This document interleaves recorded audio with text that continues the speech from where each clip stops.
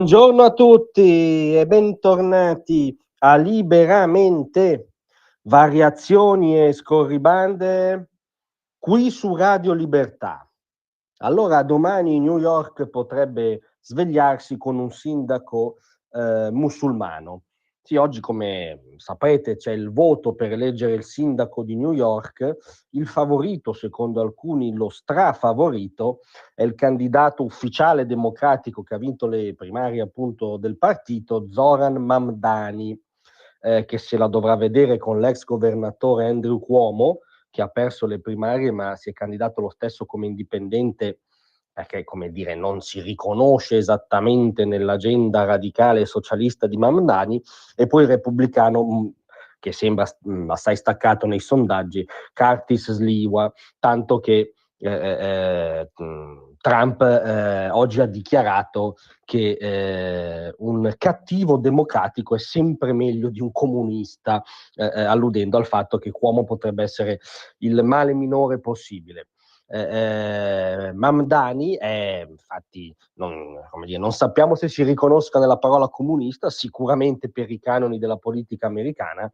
È un socialista radicale che si è riconosciuto nell'agenda di Bernie Sanders, che propone trasporto pubblico gratuito, quindi a spese del contribuente newyorkese, evidentemente, visto che non esistono soldi pubblici ma solo soldi del contribuente, di calmierare gli affitti, ricetta dirigista che non è esattamente, non appartiene all'alfabeto che ha reso New York e l'America grandi, e insomma sussidi a pioggia soprattutto qualunque minoranza, insomma un'agenda radicalmente socialista, ma paradossalmente non è questo il problema.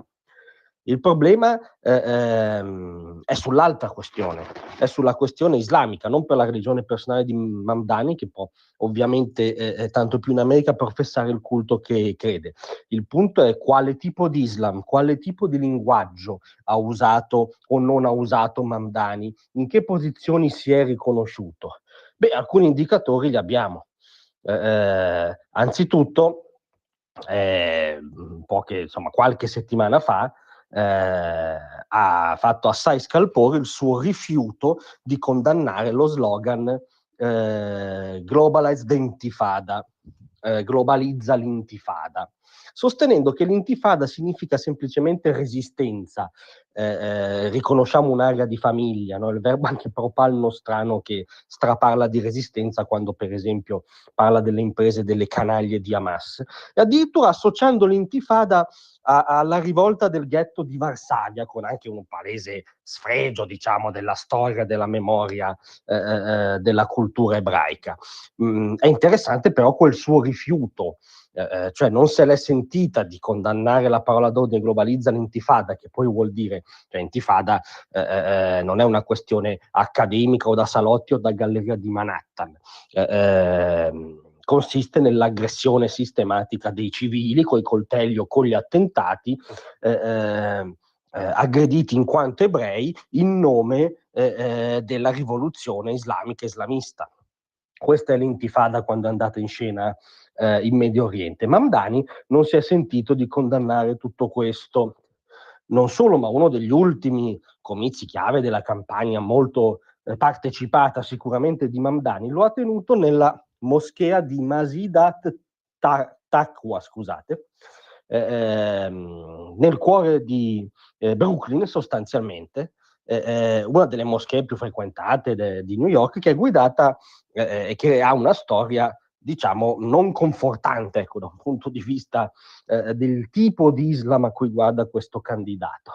È guidata dal signor Sirai Wayai, figura tra le più note controversie dell'Islam americano. Il suo nome compariva 30 anni fa in un elenco di persone sospettate per aver cospirato nell'attentato al World Trade Center, il primo, quello del 93.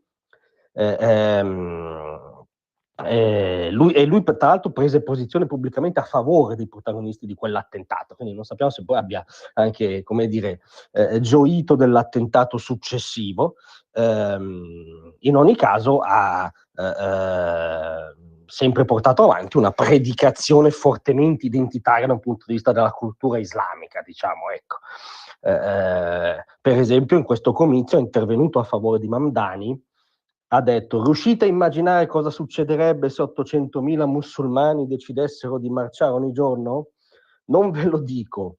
E poi ha fatto l'endorsement dichiarato, aggiungendo: voglio tornare a raggiungere le masse come facevamo nella cosiddetta nazione dell'Islam.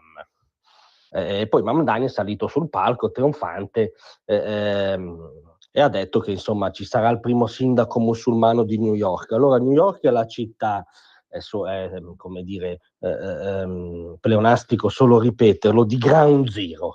È la città del grande cratere, figlio del più grosso attentato islamista fondamentalista della storia, che ha cancellato le vite di 3.000 americani, in gran parte newyorkesi ovviamente, perché è avvenuto lì. Ora attenzione ai cortocircuiti simbolici. New York è la città della Statua della Libertà, da un punto di vista formale la capitale del mondo libero, perché è la città più importante d'America. La sua agenda ormai è scollegata dall'agenda d'America, nel senso che l'America diffusa, l'America profonda, si dice con un'espressione un po' bolsa, l'America fuori comunque da Manhattan ha scelto Trump e in maggioranza si riconosce in un'agenda diversa.